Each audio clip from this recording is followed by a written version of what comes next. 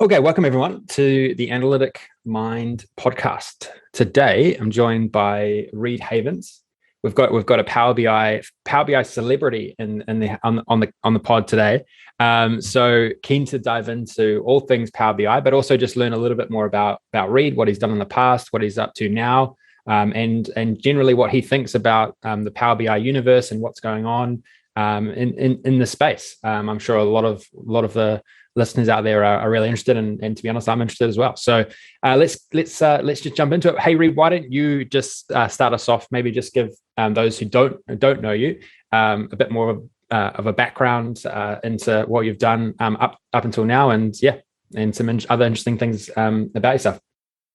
Yeah, so I've been in the BI space almost a decade at this point.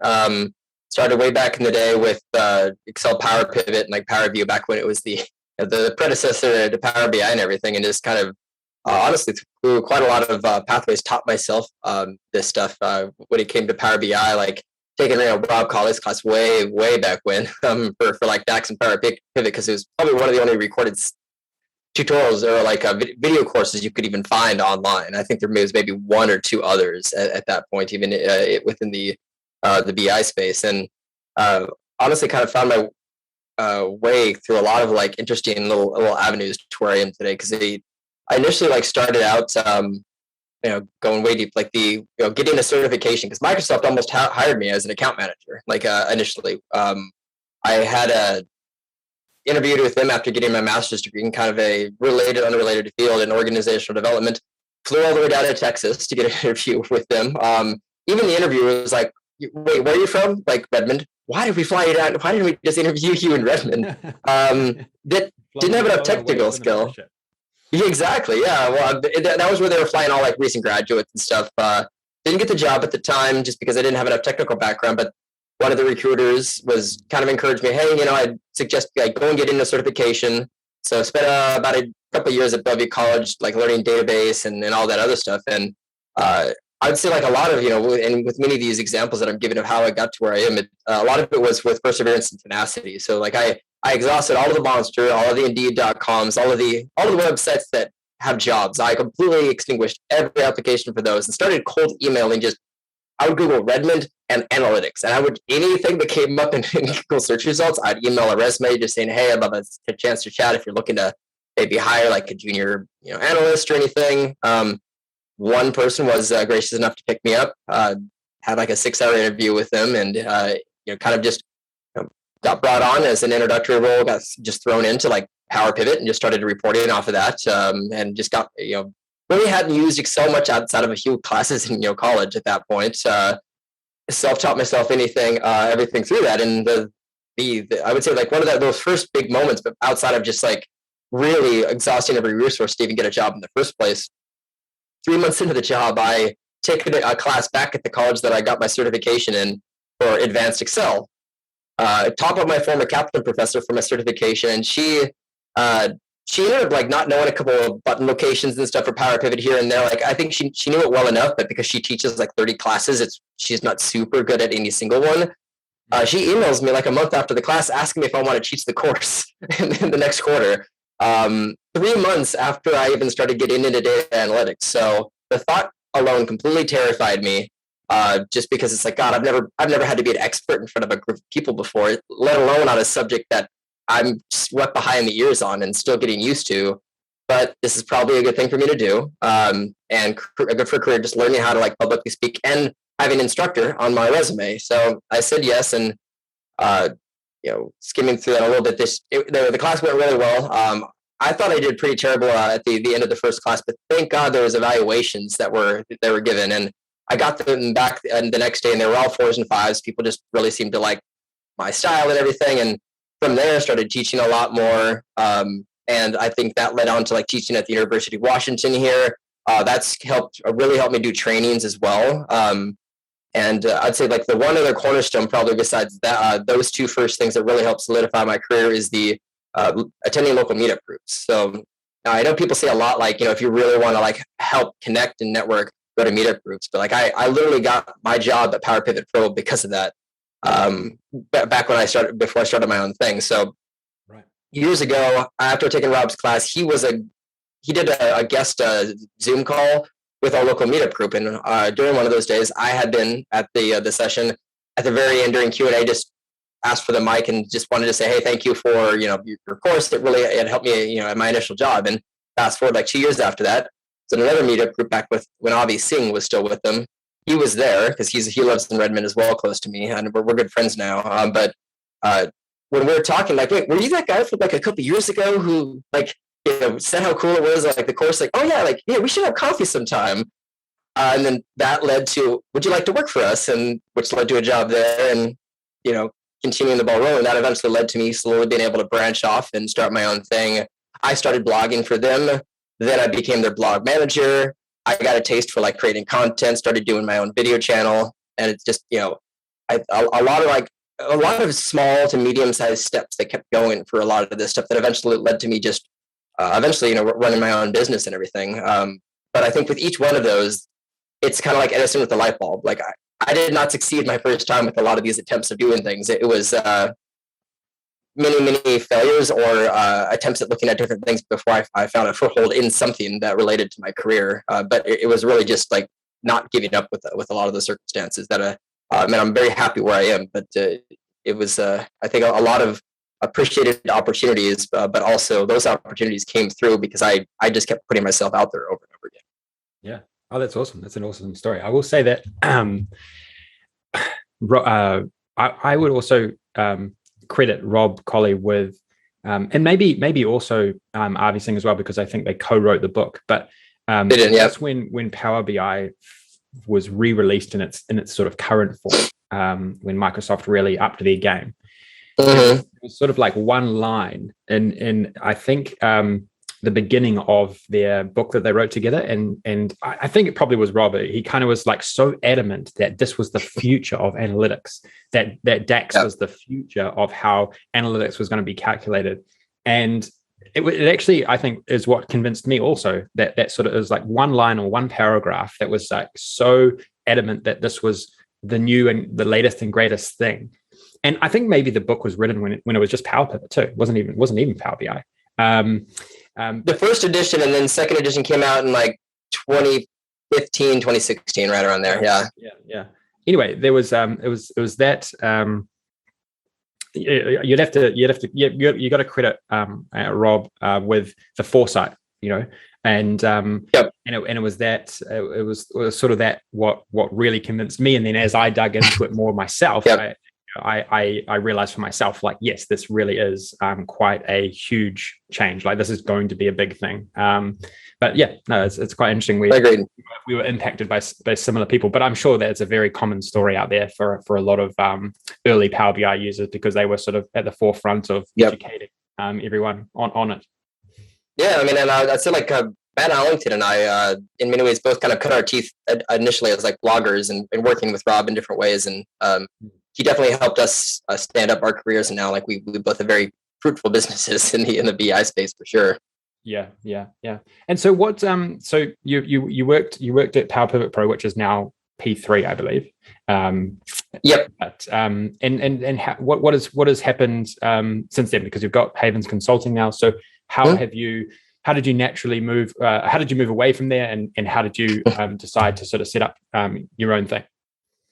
Yeah, so I mean, like Havens Consulting, I've actually technically had since I basically started my analytics job, first one in 2013, primarily because, I would say that because they were small enough and didn't quite know like the difference between like an employee and a contractor. Like, I was full time, and granted, I really should have actually been a hired employee, but they hired me full time as a very long term contractor. And looking up the taxes, like, oh, I have to pay twice the amount of taxes out of my own pocket now because they're not responsible for any of it. They cut me a check, and I handle the rest. And at least in the US, there's if you have a company, you can have kind of a pass through. The company has profits, and then you have a reasonable salary that cuts down your tax amount per year. It's legal. It's what a lot of people do, but like that's just a way to reduce your overall footprint of taxes. So I did that from day one, just after doing a bunch of research. Like, I should just start a company because of that. And then like a year or so later, well, I probably should have a website because I have a company. And then I mean, that's the same one I have today. It's like I started with like a 2-page Squarespace site that had a couple of things about analytics and my About Me page. And obviously now it's grown substantially, and I've updated it. But it was kind of just something that evolved a bit naturally from that. A couple people would start to contact me. They would just find me on Google every once in a while. And I think, as Power Pivot was going through the changes, I kind of moved to them as a contractor and was doing tons of training with them for a while.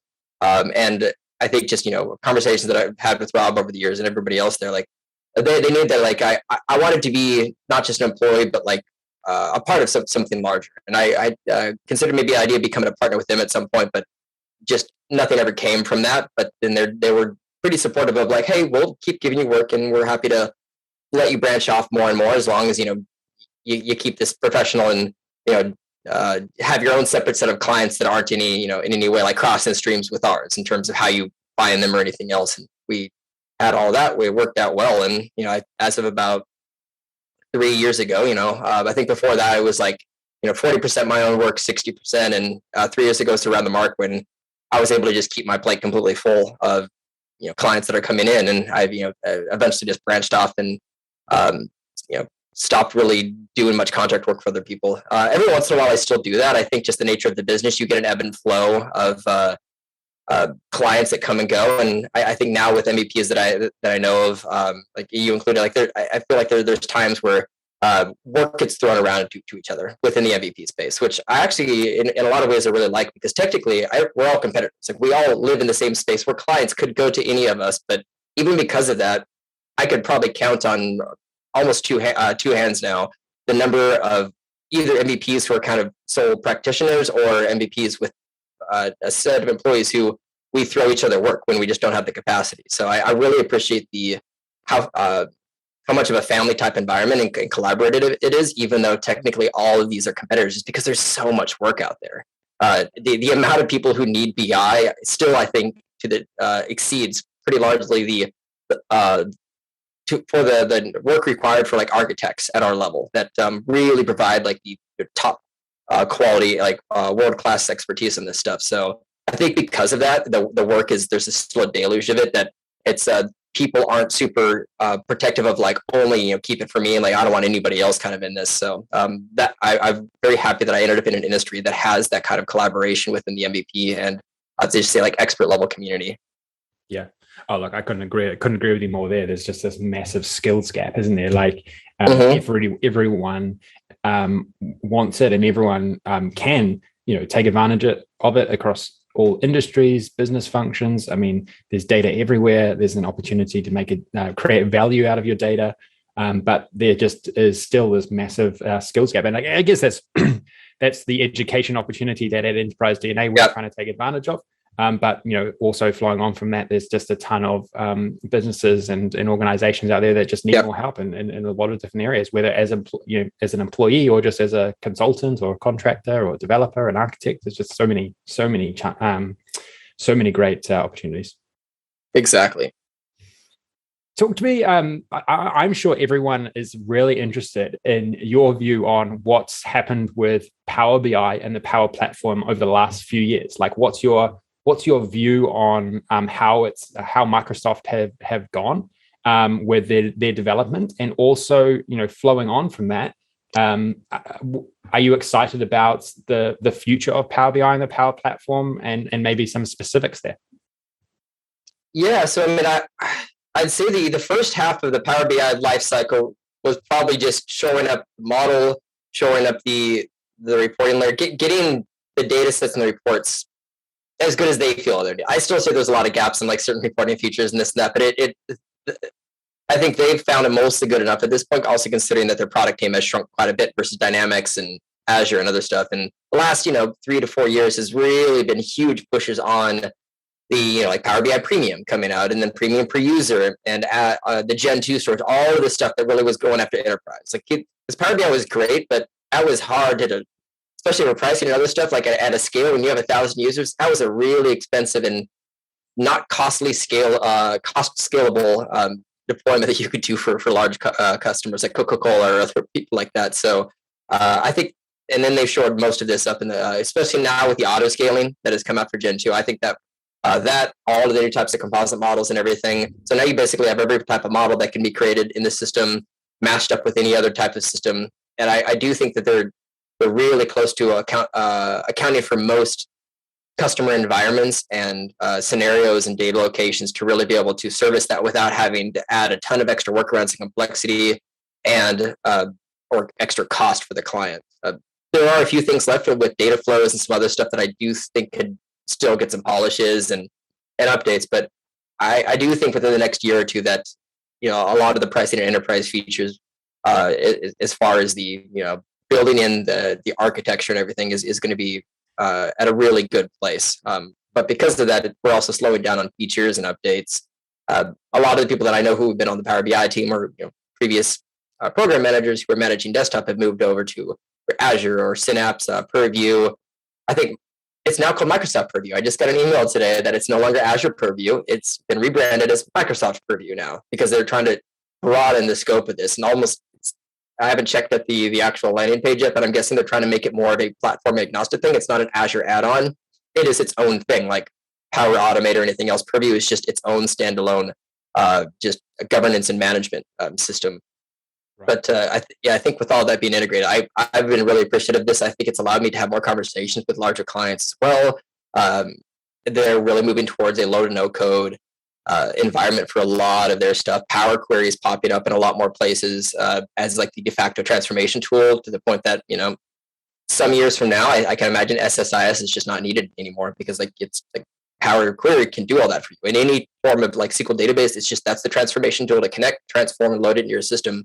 And you're going to have to reduce the need for people to have to learn to write SQL. As long as they can translate business requirements into logic to go to the model, then they can use the tool to do it a lot quicker. So I'd say like those were some of the bigger changes and excitements for me have been coming out. And yeah, they've been pushing a lot for Azure, not for Azure, for AI and stuff. Full transparency, I'd say that some things that they add definitely seem that they're more for like, they're trying to keep the magic quadrant little dot for Gartner in the upper corner.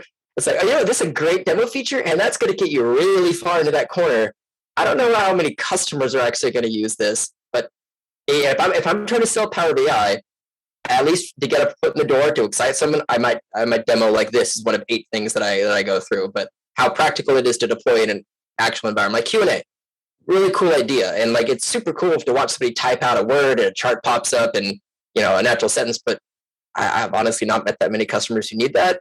A well-built report off of a well-built data set, that should already be configured to have all the charts and graphs. Most people don't know what type of visual to use. You need to tell them that as the architect or the developer. They would get confused when they type something in and now they're displaying dates on a bar chart or categories on a column chart and things that are not best practices. So those are some of those features where I think it's a really cool wow factor. But I do think that there's a certain degree of building for sales, for the sales team, and then also building for the innovation component to keep themselves as the industry leaders. But I think with any business as large as Microsoft, you kind of have to.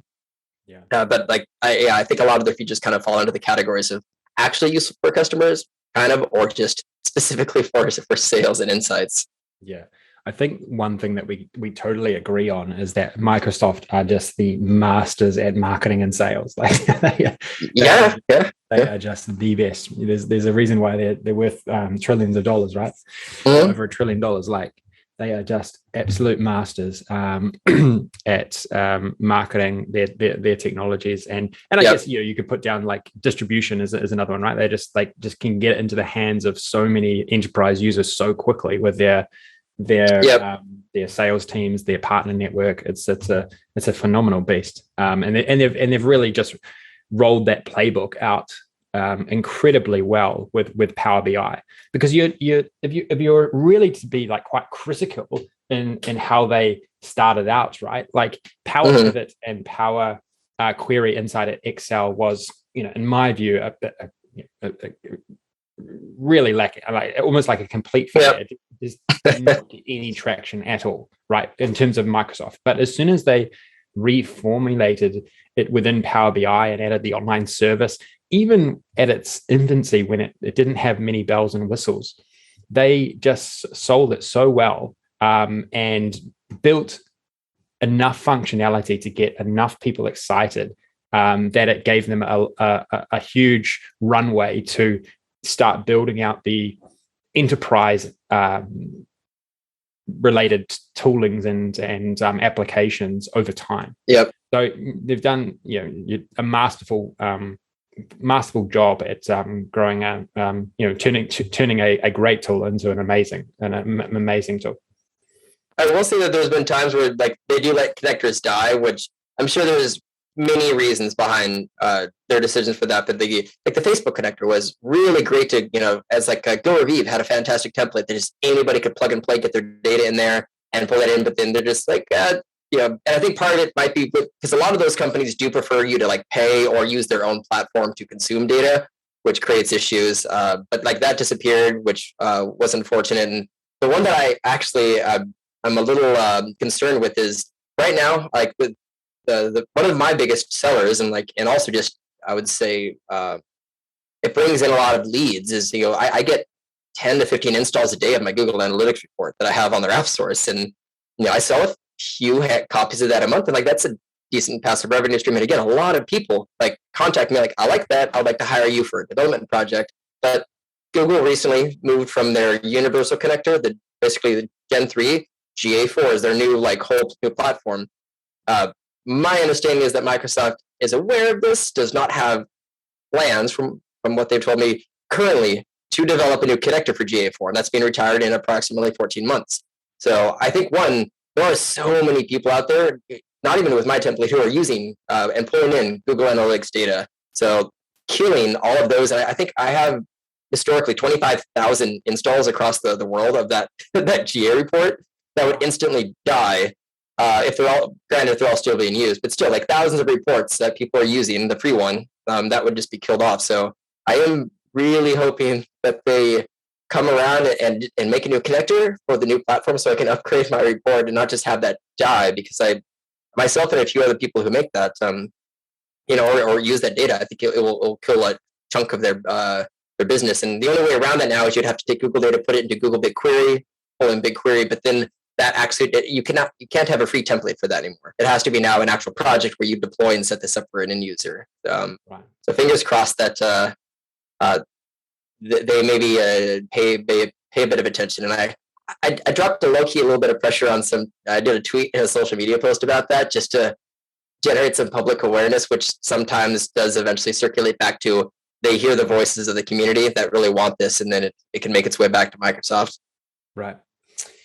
Yeah, look, there's a lot of I would say there's a lot of opportunities in and around Power BI, like the ones I just mentioned, but there's also a lot of challenges in making it work on an ongoing basis, because there's been so many changes historically, and I'm sure there'll be so many changes going forward. Like I have always felt sorry for the custom visual developers, because it just seems like there's so many updates to Power BI, and it's broken custom visuals, and it's so hard to build a business when you have to be constantly worried or countering changes which are happening to the core product. But I look on the flip side, there's opportunities there as well, right? There's going to be evolving opportunities with a lot of the bolt-ons that you could potentially build around Power BI. I still believe that.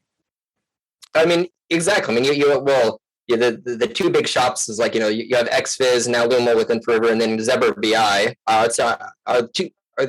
Really the only two companies that I'm aware of who exclusively, like, as their business model, just makes custom visuals. But like, you almost need that. You need a shop with like multiple full-time developers doing that. Like most other companies that I've talked to, even talking to Marco and Alberto, like it's like they don't really make money off of their custom visuals, and it's almost a lose-lose. Like, so many people want, because it's a custom visual, they want everything customized. So they email them, well, can you change this and that? Like, you can't constantly push changes out for every customer that has to request on this, and then they get upset when it breaks. Like, this is a free visual providing you, and like you're throwing shade back at us and like getting angry with a free product that you're getting to install onto this. So it's hard to get a foothold in. I do think people are a little jaded because there are a lot of visuals still in the App Store. They haven't been updated in 3 years, or they're just really slow. Like the heat map visual, technically made by Microsoft, but there's so little configurations you can do with it in terms of formatting that it just use a native matrix visual at that point. So I have been excited in the last 2 years to see the really cool, amazing features that some of these custom visuals have come out with, especially with XViz and Zebra. But otherwise, I can imagine any smaller shops trying to actually make that anything other than like a fun project or just a cool way to provide resources to the community. The two other exceptions would be the Charticulator custom visual and Deneb from Daniel Marsh-Patrick, which I love that those exist, because now probably a couple times a year I build a custom visual for a client using those, and it maybe takes me a couple hours, but the only other times that was feasible is an enterprise client who was willing to pay $3,000 to $5,000 to have a custom visual built because their CEO saw a really unique visual in some other tool like .NET or something, and I have to have that exact same visual in my Power BI report when you migrate. Like, all right, well, it's going to cost you $3,000 to $5,000 for a custom development shop to write it in Java. Like, that's fine. We'll sign the check. It's no big deal. But now you can build it for less than $1,000 or a few hours of my development time. So I have found that bespoke visual generators really have opened up a new market of custom visuals for bespoke visual design, and I'm so happy that Microsoft has one. And then again, Daniel, who he's a mastermind of building that Deneb thing, and it has quite a few features that even Charticulator doesn't have in terms of additions you can put into your custom visual itself. Yeah. Big shout out to Deneb and Daniel. Mm-hmm. Like, if you haven't used it, check it out. It's amazing. It Yep. actually makes creating custom visuals remarkably simple. You can literally go and copy and paste templates that are already built into Deneb and create your custom visuals. So definitely check it out. And also on Enterprise DNA's forum, we actually have a Deneb section. So if you go to forum.enterprisedna.co, you can actually have a look at a lot of templates that are cataloged within that section of the forum. So just a recommendation for those who. Do you guys have any videos on Deneb yet, or are you working on those? There's a few, some Enterprise DNA experts have created them. Okay. I myself haven't created one, but who is it? A couple of the team are really into it and creating some pretty cool stuff. There's been a couple of challenge submissions that have included Deneb. So we've got some good stuff on our website. One of the things I wanted to maybe jump into is, and we've talked about this offline previously, is this concept of being like an analytics architect or a data architect. And that's and I think the way that you framed it when we last spoke, I think is so relevant to a lot of data analysts out there looking to understand where they can fit in, or ways that they can market themselves either to a prospective employer or as a contractor or a consultant. So I'm interested in just getting your view on this, and I know that you like to sort of market yourself more as this, and I think it's more relevant now than ever. So maybe if you can just expand on that and let users know your thought process around the architect side of things. Yep. Yeah, I think it was. I think Mike Carlo was the one who originally dropped the term at some point, where he was referring to himself as that more and more. And to me, it's the difference in a lot of things, especially with scale. A data analyst is the person who knows Power BI well, do the DAX, do the Power Queries, and all that other stuff, build it and deploy it. Maybe even the role of security and a few other things. But the scope is kind of within.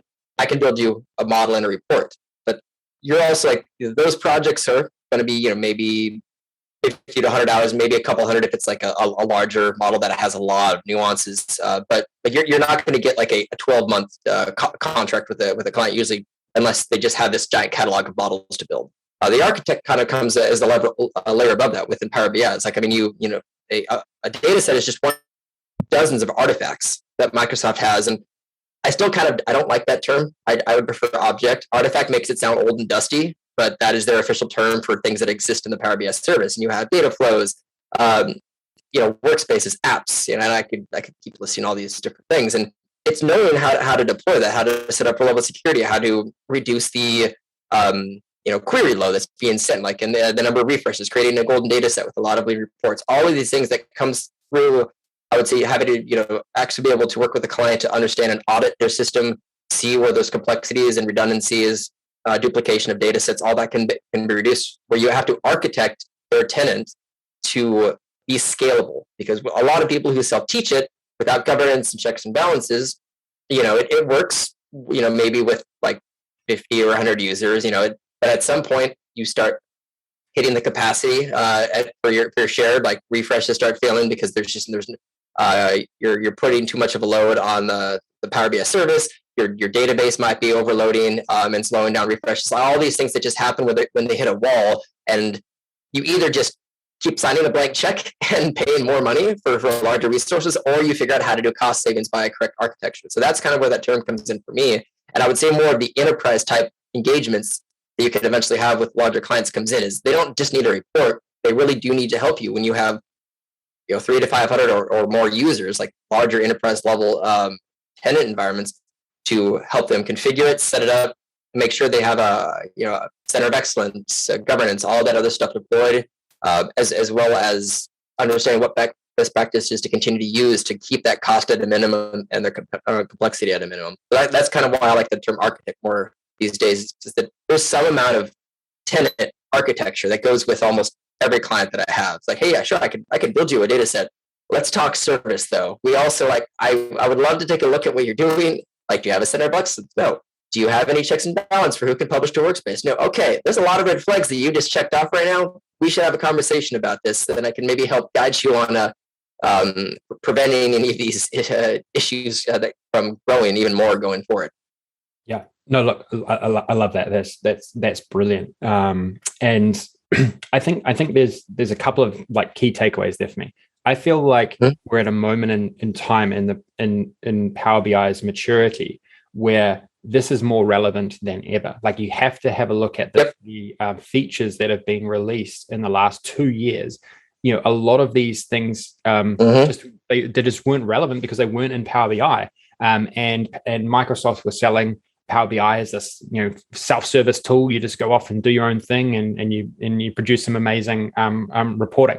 But now, with a lot of these enterprise features that you've mentioned earlier as well, that have been developed and implemented and now are fully mature in the platform, they require a more high-level governance, a high-level architecture. And this is a way, as an individual, you can sell your expertise and get higher value for your expertise now than just coming and building a report. That is my view. The features are there now, and it's just about coming in and showing users how to scalably implement Power BI.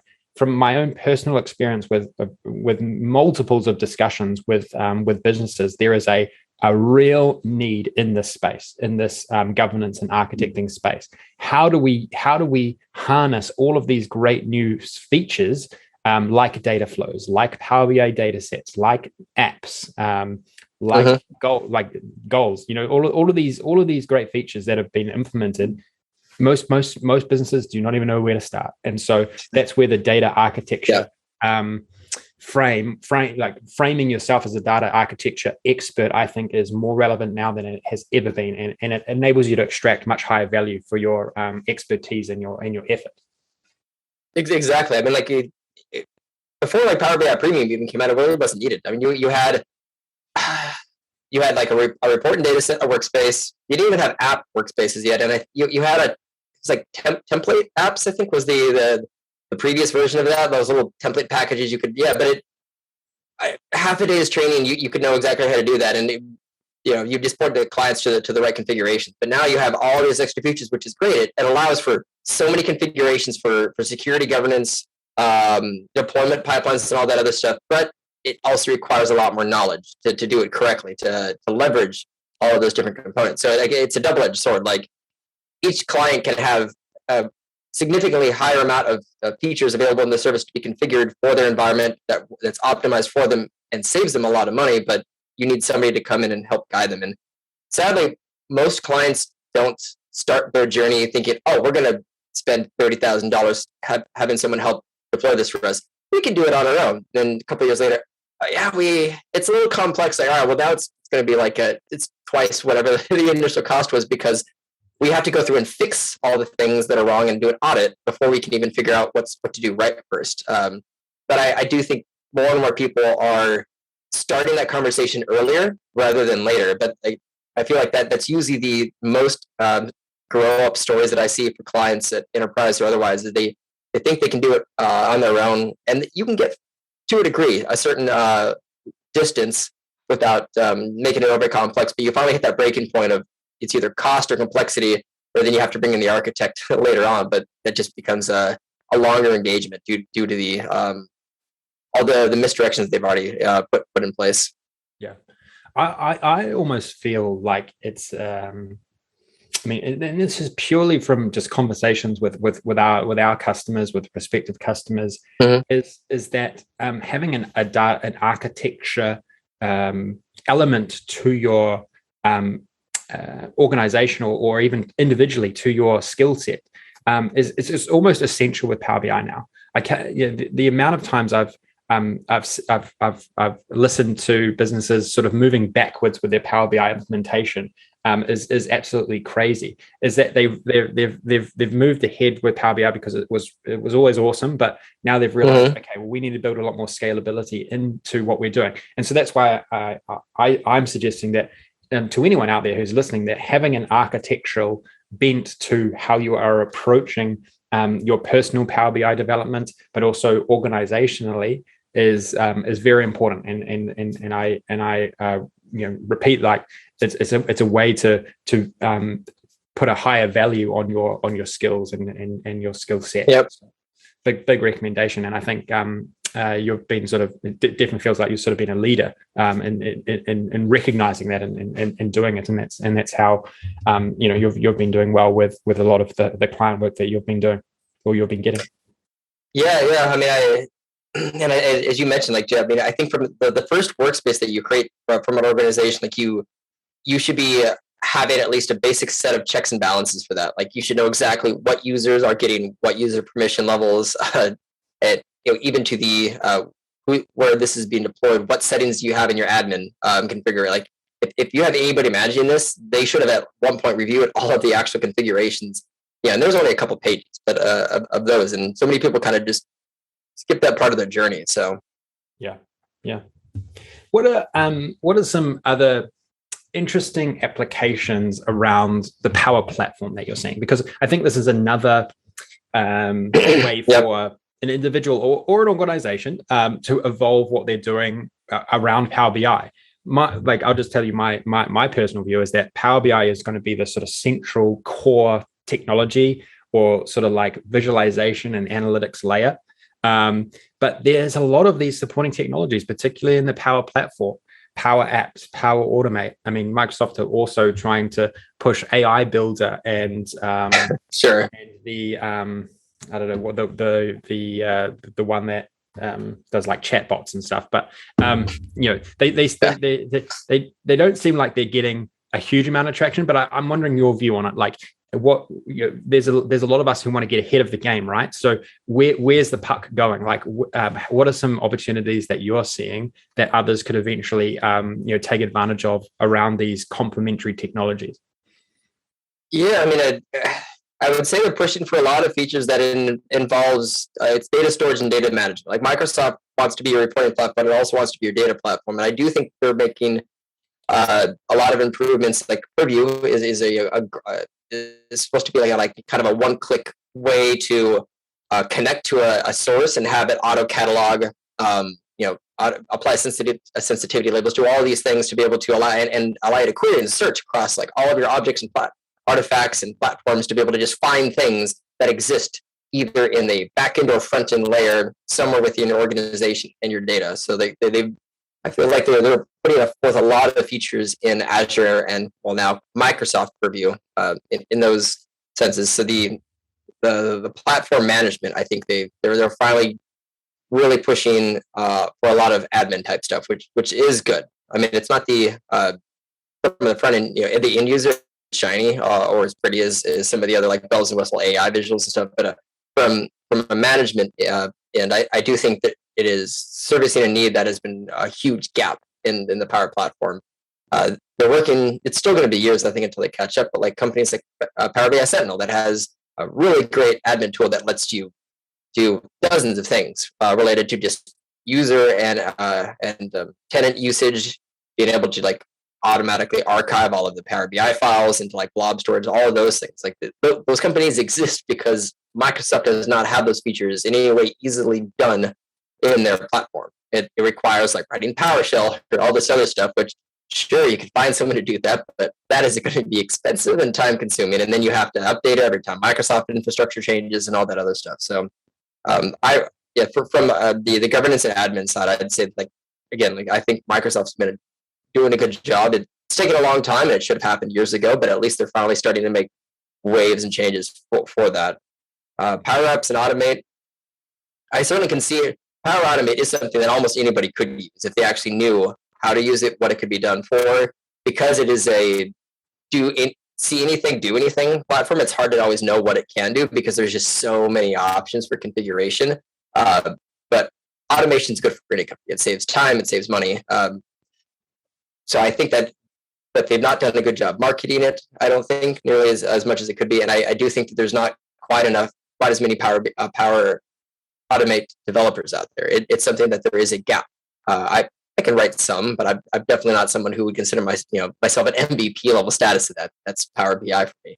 There's a couple shops out there that do it and some YouTube channels, but it's a lot smaller for sure than like the Power BI or just general BI space. And Power Apps is just I like it, but it also requires, I think, a very specific company that needs to have a device that could do like data entry or access from like a mobile phone, like on the field. I imagine places where they have individuals driving around to like store locations. That's probably going to be useful. And if you're going to wells with oil or anything else like that, like sure, I could see a Power App for that, but not a lot of organizations, especially digital or otherwise. Like, do you really need that, or can you just do that when you're at your desk, which most people are anyway, is related to the job. So I think it's great that exists for the clients that need it, but I think the percentage of businesses in the world that need an app built for them is pretty small compared to the businesses that need reporting or data storage or admin or anything else.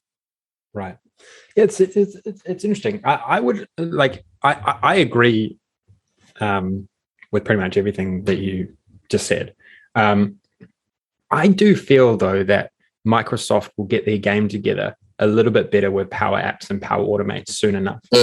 I initially, when they released them, I gave them no chance with their current feature set. I just thought it was pretty awful compared to some others that were even out there at the time.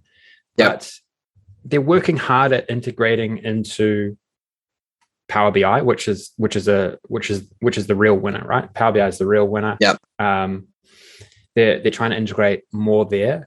I think like where they're still lacking, again, it comes down to the architecture, right? I think there's just like so much confusion about, okay, well, how do I scalably architect one of these things with my Power BI deployment, with Power Automate? Like, how do I get continuity if someone leaves? Like, there's just a lot of these sort of governance and architecting things which are not clear enough, and they're not self-service enough. They're just not simple enough. So I think that those are some big improvements that they probably know, and they probably will try and fix. So to me, these sort of things, when they get fixed, will open up a world of opportunities out there, right? For experts in the field. Like, again, there's just a massive skill gap in who can actually architect and who can develop these things really well. But I mean, even from my end, like, I have to pick a lane because there's so many things to learn in the Microsoft stack, and like I will never be able to be an expert on even like 1/10 of all of them. If I try to become an expert on too many things, jack of all trades, master of none scenario. So I try to keep my specialty within specifically within Power BI.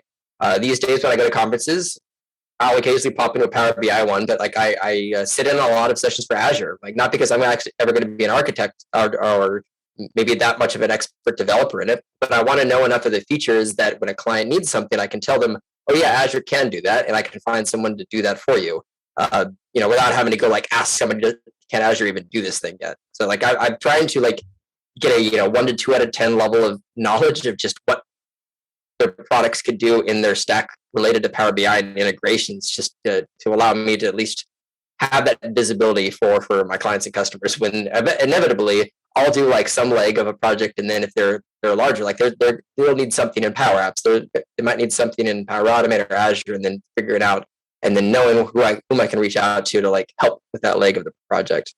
Yeah, right. I'm interested to get your thoughts on some of my other personal thoughts on things. Sure. To me, one of the biggest opportunities, and this is honestly something at Enterprise DNA where I want us to be obsessed about going forward is that the biggest opportunity I see across Power BI and the entire Power Platform, so that includes Power Apps, Power Automate, maybe even like some of the other technologies like AI Builder, which I personally don't know that much about, but in the future, like it certainly is really relevant with current trends. But it's automating more of the creation, automating more of the creation of reports. From building the models, from building the designing the reports, from building your navigation into your reports to selecting visuals, just having more pre-built templates or just more automation around all aspects of development. So I'm interested in what you think Microsoft and their partners are doing around that, and then maybe what are the opportunities out there for innovative organizations or individuals to maybe fill some gaps there or take advantage of some opportunities around automating the development of a lot of these tools. I do think there are opportunities from like a front end, certainly to help automate and templatize and allow for a report or dashboard to get generated in a couple of clicks. Like, I mean, I know that InfoRiver is the tagline that they've been advertising a lot is, data to insights in like a couple of clicks. And you really like you throw a couple things to the field, you click a template for IBCS and boom, like Zebra BI does similar ones, but it allows you to have a dashboard really, really quickly. So Microsoft partners have done a good job of reducing the complexity of reporting when it comes to getting really quick insights and just being able to see variances in your data for sure. But that also assumes a data model. And like, I have a hard time believing that AI is going to, in any near future, be able to do that because it's like the client with the rock scenario. Client asks you for rock. You give them rock. Well, I don't want this rock. I want another rock. And you go back and forth on that. And trying to teach an AI to actually know, like to read the room, to have that conversation, really understand what, look, it's the client who asks for real-time data. Most clients don't actually need real-time data, but you ask like a machine, give me real-time data, they will give you exactly what you asked them. They can't like look at your ecosystem and understand and ask those questions of wait, like when you actually review a report, well, probably Mondays and Wednesdays in the morning, and do you look at it the rest of the week? Not really. Okay, so you don't need real-time data. What you need is data that is current. It's those kind of probing questions that a human with expertise needs to actually milking water from a rock. You've got to pull it out and be able to actually understand what their requirements are. And that's not easy to do because that services the model, the configuration. Otherwise, if you just give a bulk set of requirements to a machine and have it build it, it will, but it's probably not actually the right version of what that client really needs because they don't know how to ask for it yet. So I think from a back-end perspective, it will get easier. Like we have Power Query now. We don't have to write scripts for transformations. That part is easier. So I think the tools for the developers to build the model will continue to get easier and allow you to do transformations faster. But that layer of requirements gathering, I cannot imagine is like really disappearing for decades. If even then, just because there's that level of you need the expert to be able to probe and get that information out and interpret. When you ask for X, you're really needing Y because I've seen X asked for 50 other times, and I know that X actually means Y. Do you feel though that there's an opportunity out there to almost like build a recommendation engine for what a model should look like based on the scenario that you're dealing with? There are some of those there, and there's already some of that information as far as like trying to aim towards a star scheme as much as possible, just because the tabular engine does not work well with a nested snowflake. The relationships add performance cost. So I do think there's a short list of best practices of model building, organization use in a measures folder, things like that. Like I do think there are some universal stuff for sure, in based off of the features and limitations of the tool set to work towards. But as many data sets that I've built, there's been so many differences between them that I could extract and probably pull out things that are universal, and the rest of it is really just it is such an as needed basis for each one of those, and based on so many different complexities that comes from this system. The fact that they're mashing up flat files with a lot of bad data from Excel with SQL, and so many people still treat Excel as a database even though it's not. All of that stuff. So I think it'll be easier to do better practices in the future as people start using relational databases more and more, and their data is already kind of good to go from the beginning. But until people start really moving away from like flat files and a lot of the other complexities and needing gateways and this and that, when you have 85 links in the chain of both tables, relationships, and everything leading to a final result, it's hard to summarize that to a quick and easily understood, like here's how to solve this 85-sided Rubik's Cube. Yeah, right. Yeah, it's really interesting. It's something that I definitely want to be at the forefront of with enterprise DNA is finding out small areas where you can innovate. Because to me, there's still a lot of steps in the chain. Like we talk about within our learning framework of the 4 pillars.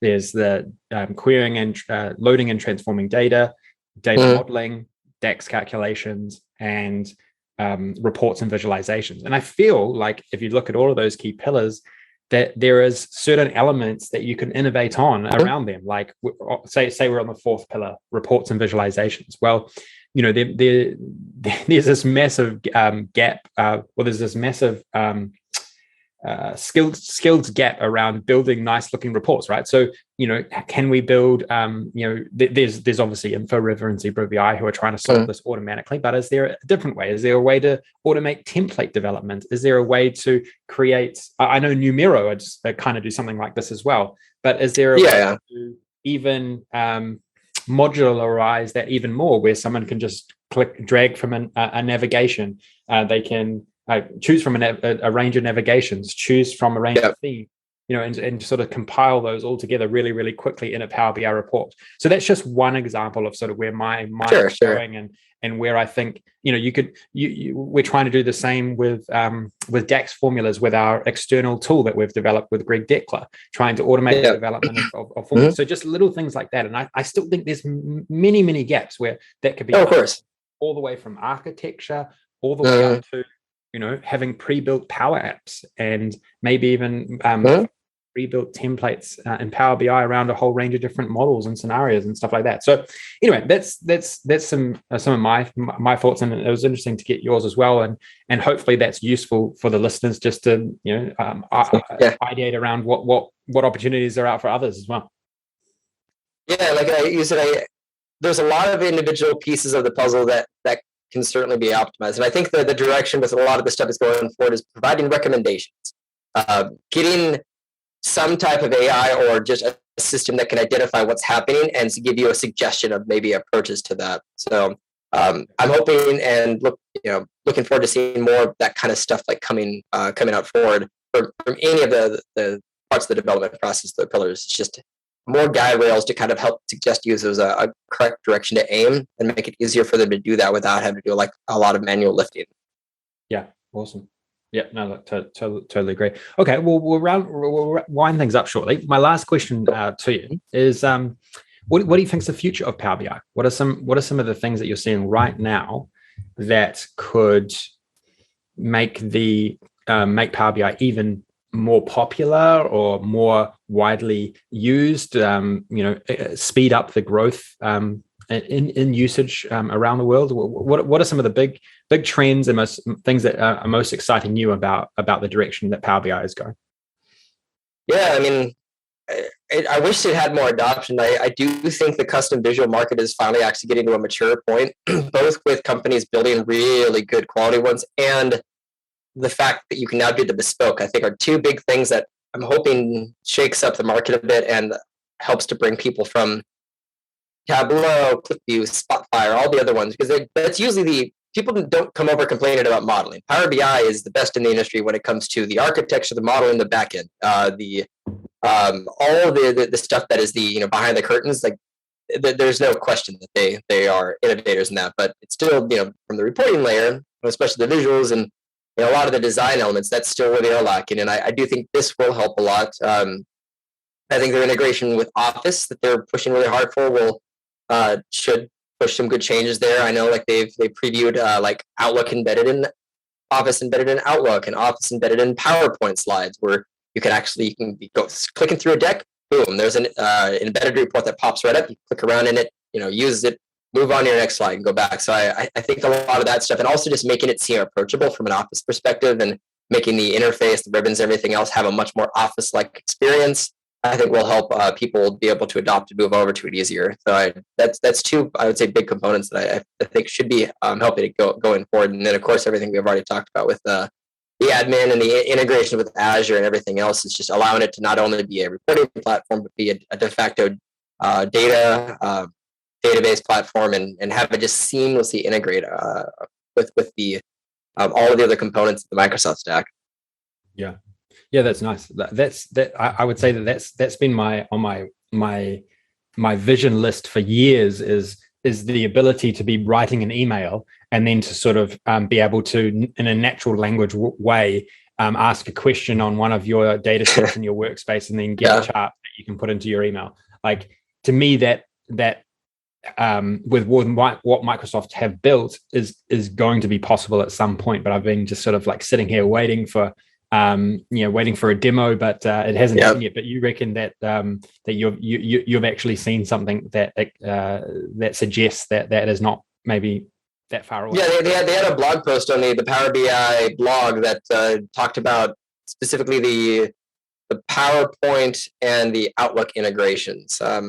I know there was going to be like a new little button on the ribbon in Outlook where it allows you to like pop in a report into it. I'm not quite entirely sure if it's going to be an interactive report, but it's going to allow for easy access for part of the report or the report directly into Outlook, just like you'll eventually be able to have a live interactive report directly in PowerPoint. So and like they've been doing it with Teams for years now. It's like you can add a report directly into there. So I think they're just trying to make reports available across all of these different components of the Office stack.